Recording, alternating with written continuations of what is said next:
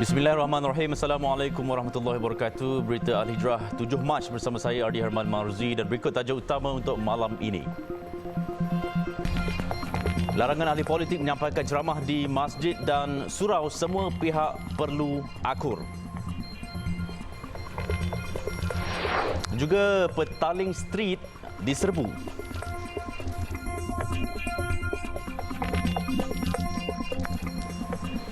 Syiar Islam perlu diletakkan di tahap yang tertinggi, lebih tinggi daripada persaingan yang mungkin boleh mengakibatkan pertelagahan dan perpecahan ummah. Itu titah Sultan Selangor, Sultan Sharafuddin Idris Shah Al-Haj selaku pengerusi Majlis Kebangsaan bagi Hal Ehwal Agama Islam MKI sempena mesyuarat MKI kali ke-69.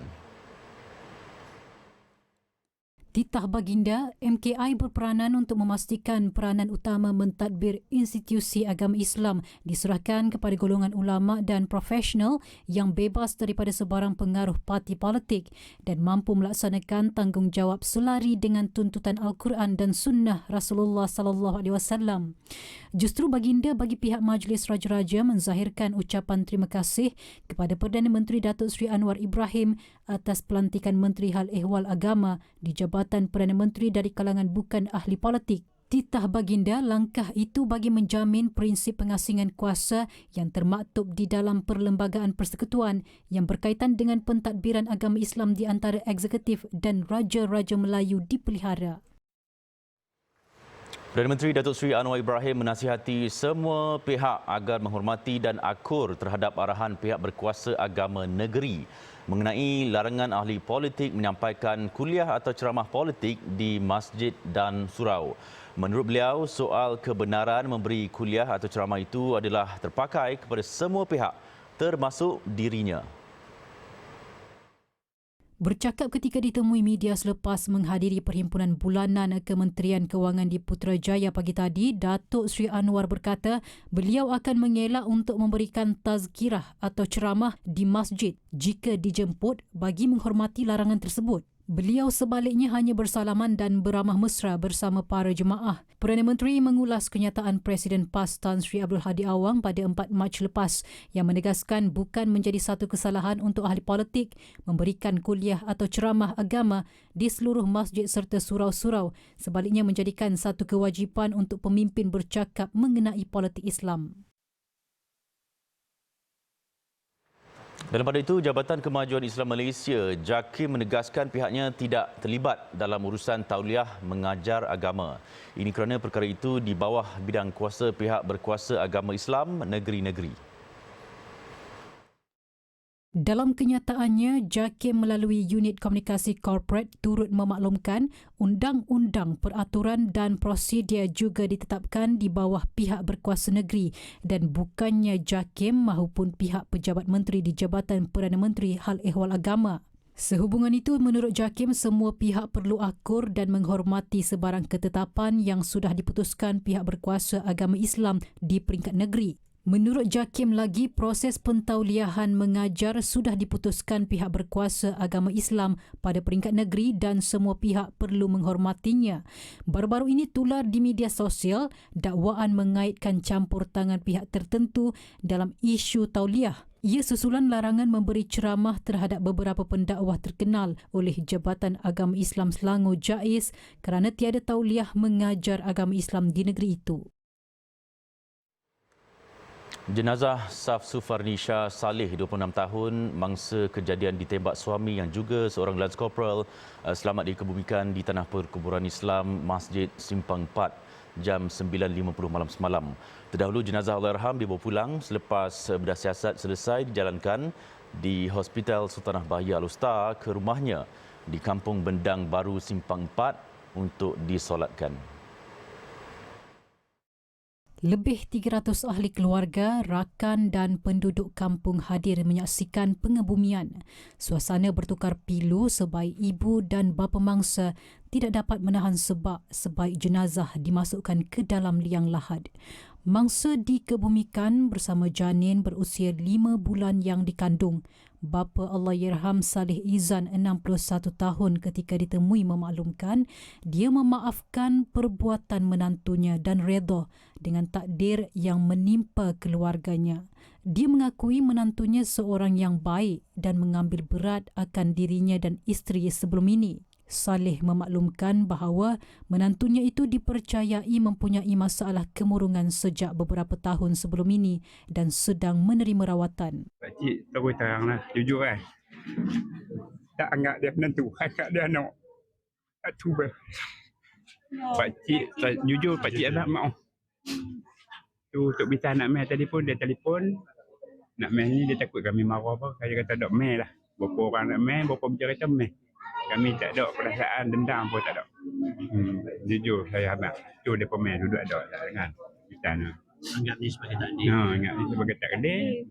Hujan bagi kita lah. J. Mastaha 63 tahun menyatakan bahawa anak bongsu daripada 4 beradik itu, Saf Sufarnisha Saleh 26 tahun, hamil 5 bulan anak pertama selepas berkahwin selama 2 tahun. Dia memang manja. Dia apa-apa pun dia makcik dah. Yang dia duduk ni. Nak ambil ubat pun dia. Nak bagi atuk ubat bagi makan pun dia. Semua dia lah. Makcik tak kata sangat tu. Dia tak ada. Suami dia pun baik. Tak lebih dua tu pun dia tak penuh lah kata ni.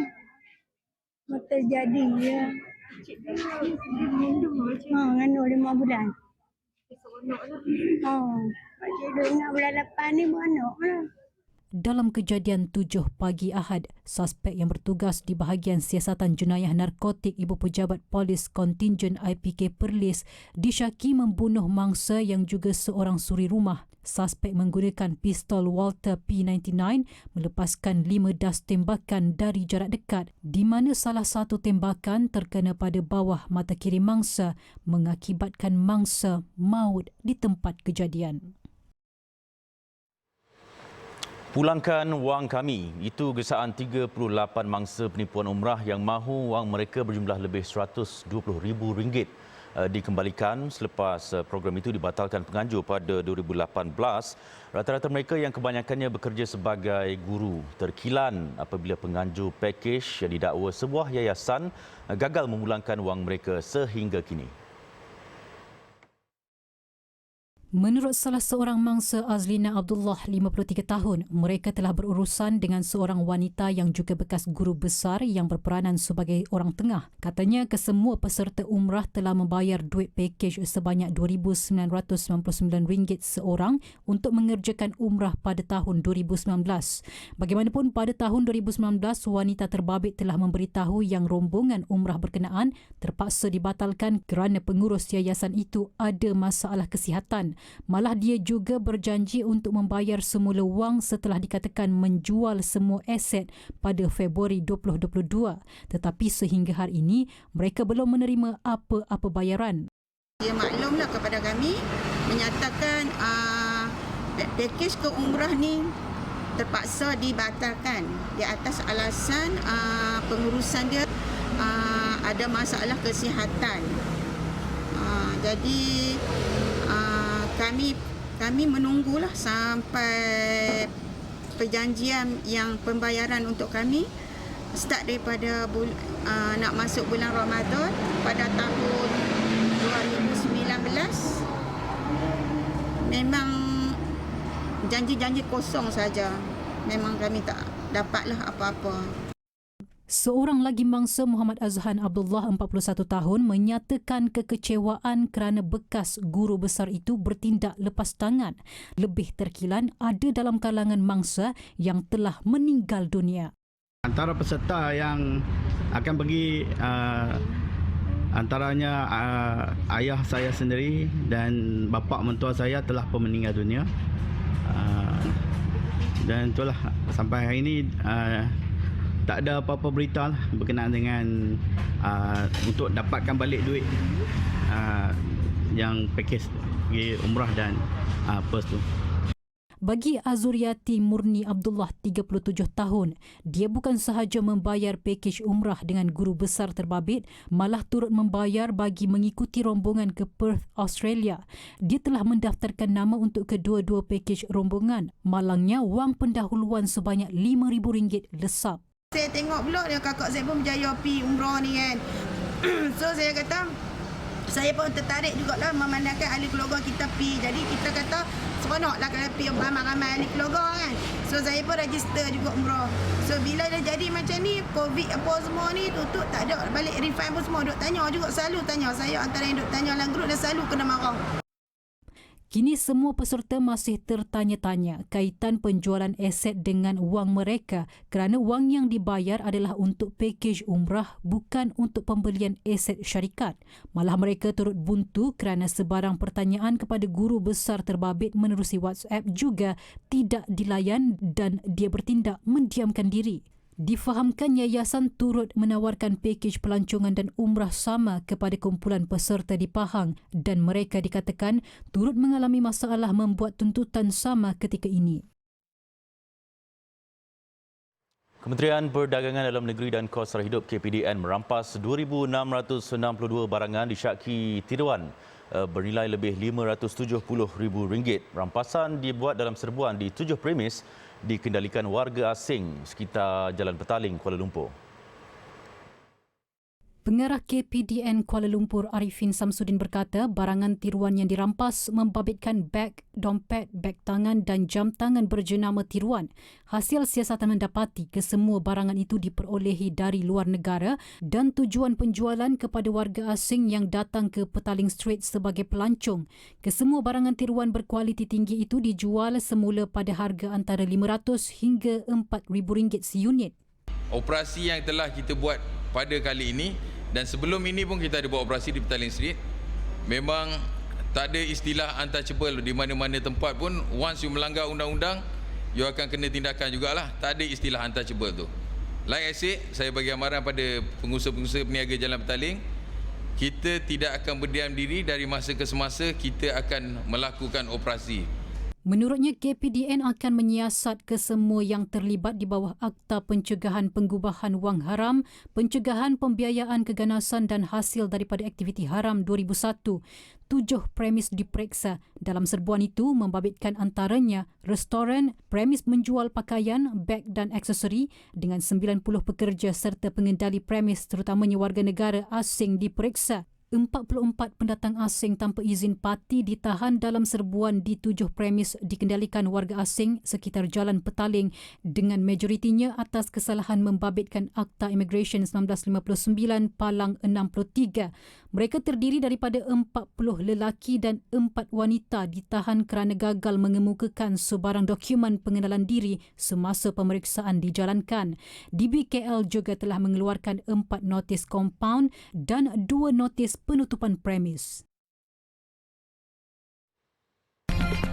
Selepas ini, moratorium 6 bulan untuk mangsa banjir di Johor.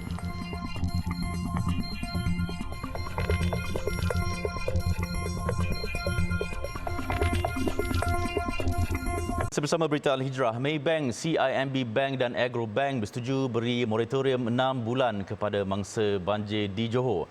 Perdana Menteri Datuk Seri Anwar Ibrahim berkata bank-bank lain disaran mengambil langkah sama dalam usaha membantu meringankan beban mangsa dalam berdepan bencana banjir dan cabaran kos sara hidup ketika ini. Moratorium untuk memudahkan mereka, ada cadangan daripada Kerajaan Negeri Johor supaya berikan moratorium bagi peminjam supaya dapat melambatkan bayaran kerana keadaan yang terdesak. Setakat ini, Maybank CIMB telah bersetuju untuk memberi moratorium 6 bulan.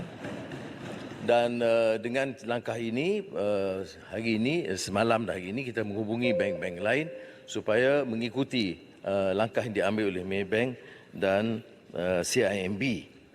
Beliau berkata demikian ketika menjawab pertanyaan Ahli Parlimen Arau Datuk Seri Dr. Syahidan Kasim yang bertanya mengapa kerajaan masih tidak melaksanakan darurat banjir di Johor di Dewan Rakyat. Sementara itu mengulas desakan darurat bencana, beliau menjelaskan pasukan keselamatan dan agensi pengurusan bencana negara NADMA telah bersetuju isytihar darurat tidak diperlukan setakat ini. Berikutan, semua kawasan yang terputus hubungan akibat banjir sebelum ini sudah boleh dilalui. Dalam pada itu, moratorium yang diberikan disambut baik mangsa-mangsa banjir. Bagi mereka, banjir yang melanda bukan sahaja menjejaskan kesihatan, malah membebankan para peniaga yang terpaksa menanggung kerugian hampir ratusan ribu ringgit selepas operasi perniagaan mereka lumpuh. Ketika ditemui, para peniaga di Johor mengakui amat memerlukan sokongan kuat daripada kerajaan, khususnya daripada aspek keuangan. Jelas mereka, kemudahan moratorium yang diumumkan baru-baru ini sedikit sebanyak dapat membantu untuk memulihkan kembali perusahaan yang terjejas. Tengok keadaan banjir sekarang, lagi-lagi kawasan Johor memang teruk lah kan. So kita memang harap-harap benda ni memang jadi benda yang bagus lah kan, atas penangguhan sekarang ni. Dapat meringankan lah rakyat-rakyat yang terkesan semua ni. Pada saya bagus lah sebab bagi meringankan beban orang. Sebab ada yang sampai air banjir tinggi. Tinggi macam kawasan kedai ke apa, kedai-kedai Pek Sulong semua diorang naik sampai tinggi, sampai tak boleh niaga lah. Sebab diorang terpaksa pindah tapak untuk cari sumber hasil pendapatan diorang lah. Kita perlukan masa yang banyak lah nak set up balik kan. Lepas tu banyak kerja lah. Jadinya saya dengan moratorium ni dapat pulihkan balik lah kan. Kita boleh cover balik kita punya kerja semua kan. Mereka turut berharap agar lebih banyak agensi perbankan tampil bagi menawarkan kemudahan moratorium pinjaman tersebut. Terdahulu media melaporkan 3 buah bank bersetuju untuk memberikan moratorium sehingga 6 bulan kepada mangsa di Johor. Perdana Menteri Datuk Seri Anwar Ibrahim dilaporkan berkata 3 buah bank itu adalah Malayan Banking Berhad Maybank, CIMB Bank Berhad dan Agrobank. Seramai 39,477 penduduk melibatkan 11,175 buah keluarga di Johor terjejas banjir setakat jam 4 petang tadi. Pengorbanan petugas mencari dan menyelamat SAR gempa bumi di Turkiye menjadikan Malaysia dihormati. Perdana Menteri Datuk Seri Anwar Ibrahim berkata keikhlasan anggota terlibat dalam membantu mangsa mendapat perhatian pemimpin Turkiye yang turut menzahirkan penghargaan atas bantuan yang diberikan. Itu penghargaan mereka kepada pasukan kita tu luar biasa.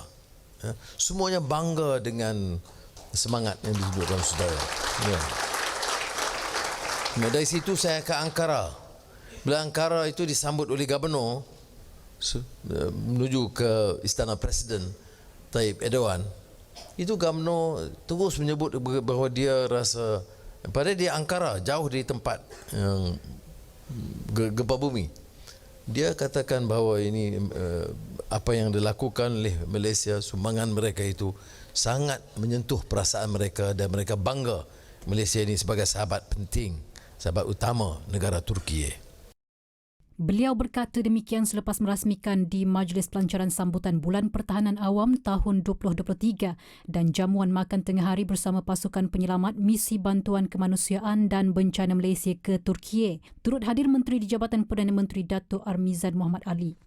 Dan inilah relevannya pertahanan awam, civil defence itu yang digerakkan oleh Angkatan Pertahanan Awam Malaysia. Jadi kita berharap dengan adanya sambutan Bulan Pertahanan Awam setiap tahun, kita dapat menggarap kebersamaan, kesedaran seluruh anggota masyarakat kita untuk memastikan setiap anggota masyarakat kita, setiap keluarga kita mempunyai ilmu dan kemahiran dalam menjadi first responder, first aider apabila berlakunya sebarang bencana di mana-mana lokasi sekalipun. Sebelum ini, Malaysia menghantar 142 anggota penyelamat dan 2 ekor anjing pengesan K9 bagi menyertai misi SAR mangsa gempa bumi di Turki sekaligus menjadi pasukan operasi pertama dari negara ASEAN yang tiba di negara itu. Pasukan diketuai Agensi Pengurusan Bencana Negara NADMA yang turut disertai Pasukan Mencari dan Menyelamat Khas Malaysia SMART, Angkatan Tentera Malaysia ATM, Jabatan Bomba dan Penyelamat Malaysia JBPM dan Angkatan Pertahanan Awam Malaysia APM itu terawal sampai di tapak bencana di Gaziantep.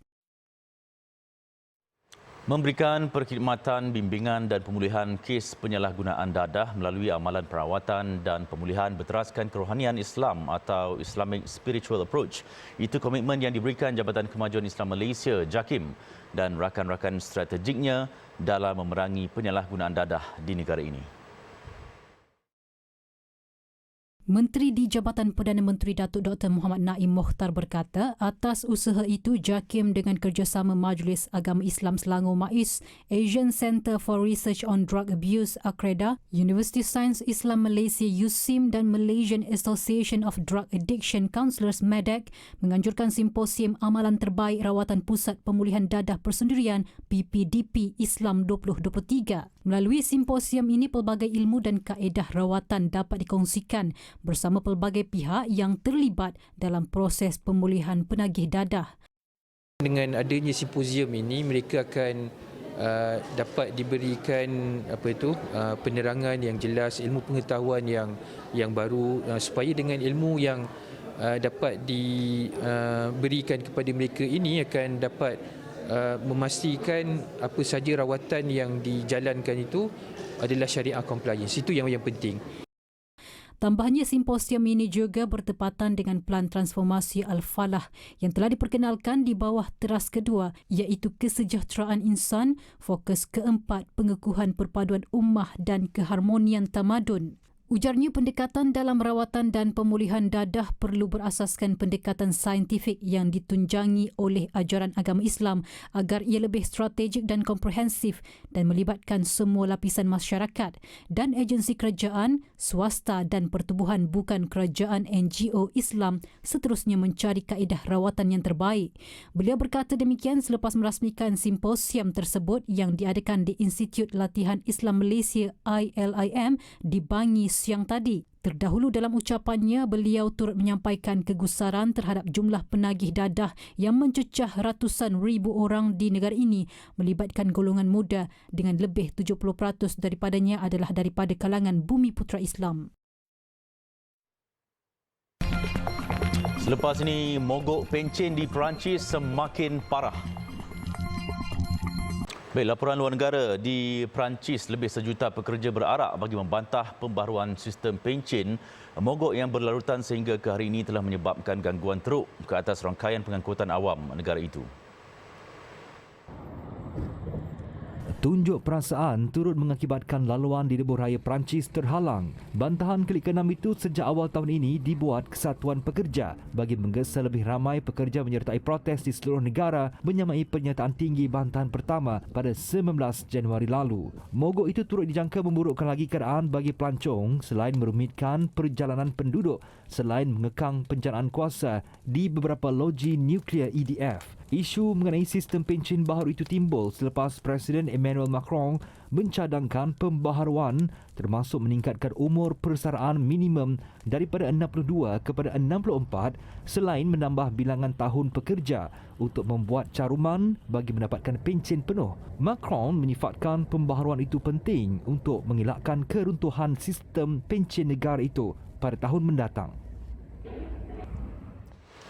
Angka kematian akibat hujan lebat dan tanah runtuh di sebuah kepulauan terpencil di wilayah Natuna, Indonesia kini meningkat kepada 15 orang. Menurut jurucakap Agensi Mitigasi Bencana Kepulauan Riau, rangkaian perhubungan di kawasan itu turut terjejas iaitu antara Pulau Kalimantan dengan Semenanjung Malaysia terputus, menyukarkan untuk mendapatkan maklumat terkini. Lumpur dan serpihan tanah runtuh menimbus kediaman berhampiran sebuah cenuram.